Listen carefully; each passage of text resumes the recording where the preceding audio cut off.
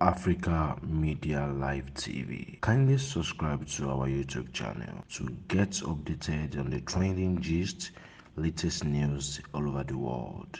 Like our page, subscribe, and share with friends. Thank you.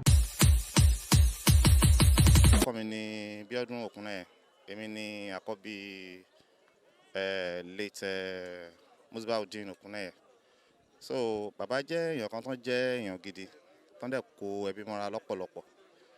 So bí bàbá wa ṣe wà yẹn, wọ́n ń fẹ́ kíjà máa wà láàrin àwọn èèyàn, most especially àwọn ẹbí.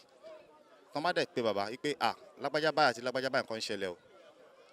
Láti ibẹ̀ tí bàbá bá wà lÉkòó, wọ́n á sọ pé okay, ẹ fáwọn níjọ́ báyìí, àwọn máa bá wọn. Wọ́n á dẹ̀ gbé mọ́tò láti Èkó náà, wọ́n á wá sílé, wọ́n á pe ọ̀tún, wọ́n á pòsì, wọ́n á gbẹ́jọ́ ẹnu méjèèjì. Tọ́n bá ti bá wọn sọ̀rọ̀, ẹ jọ̀ọ́ o, ẹ má jẹ́ kí nǹkan báyìí ṣẹlẹ̀ báyìí, wọ́n á dẹ̀ bá wọn parí ẹ̀. So bí bàbá ṣe rí nìyẹn. Bàbá òun ṣèyàn kan tó jẹ́ pé wọn ò kóyàn mọ́ra.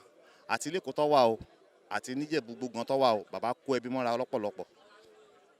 Lára àwọn tí ẹ rí kọ́ lára wọn, tí ẹ náà fi ṣe ayé tó dùn mọ́ yín, ǹjẹ́ lè sọ? Yes, bí bàbá ṣe wà yẹn, bàbá jẹ́ èèyàn kan tó jẹ́ pé gẹ́gẹ́ bí mo ṣe sọ, wọ́n kó ẹbí mọ́ra gan. Then wọ́n dẹ̀ máa ń jẹ́ ká súnmọ́ ẹbí because wọ́n wá sọ pé tí nǹkan bá ṣẹlẹ̀, ẹbí èèyàn ló máa ń kúyàn kù. Wọ́n dẹ̀ máa ń jẹ́ kó yé wa wípé bí nǹkan bá ṣẹlẹ̀ láàrin wa, gẹ́gẹ́ bí ọ̀rọ̀ tó máa ń sọ bí òwe, wọ́n á ní ṣẹ̀mí ń bí ọ́, òun lògùn ọ̀rẹ́.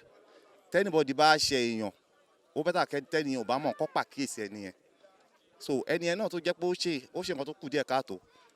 Bóyá tó bá sọ fún un, ó lè pa òun mọ̀ pé bó ṣe rí yẹn dà ní pé kéèyàn kàn gbé sínú bẹ́ẹ̀ kó má fi máa ṣe wá wù sí. So ara nǹkan tí mo kọ́ ní ara wọn nìyẹn. Bí èèyàn bá dẹ̀ pé wọ́n pé bàbá lágbájá báyìí ìṣẹ̀lẹ̀ báyìí ṣẹlẹ̀, ọ̀rọ̀ tó sọ yìí ṣó lè repeat ẹ lójú ẹni tó ń sọ. Tó bá ti mọ̀ pé ó lè repeat ẹ, mi ò ní dá sí. Bọ̀ nǹkan tó sọ yìí tó bá ti lè sọ lójú ẹ, mo rẹ́dà ti sọ sí. So bọ́dọ̀ wọn ṣe rí nìyẹn. He's a straightforward person.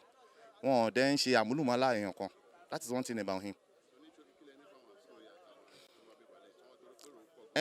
Gbogbo àwọn tó bá wá láti Èkó àti àwọn tó wà nílé, in fact it's a big surprise to me pé àwọn èèyàn lè turn up tó yìí because bàbá bó ṣe wà yẹn, bàbá ń báyàn ṣe béèyàn pé bàbá wípé mo fẹ́ ṣe nǹkan báyìí, bàbá rẹ́dí àti bẹ́ẹ̀ débẹ̀. So ìwà táwọn náà wù sílẹ̀ ó ti show nínú gbogbo nǹkan táwọn èèyàn wá tayátayá ráwọn èèyàn tó pọ̀ rẹpẹtẹ báyìí. But tó bá yẹ pé èèyàn tó jẹ́ pé ní tí ìwà ò dáa ni, a lè ráwọn èèyàn kan bá wọn dìde láti Èkó wá sílùú Ìjẹ̀bú-Gbòǹbì kan wá ní wọ́n bá wọn ṣe ayẹyẹ òkú tó ń ṣe.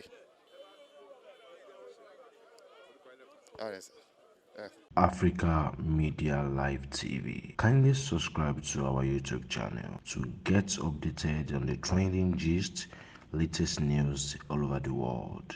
Like our page, subscribe, and share with friends. Thank you.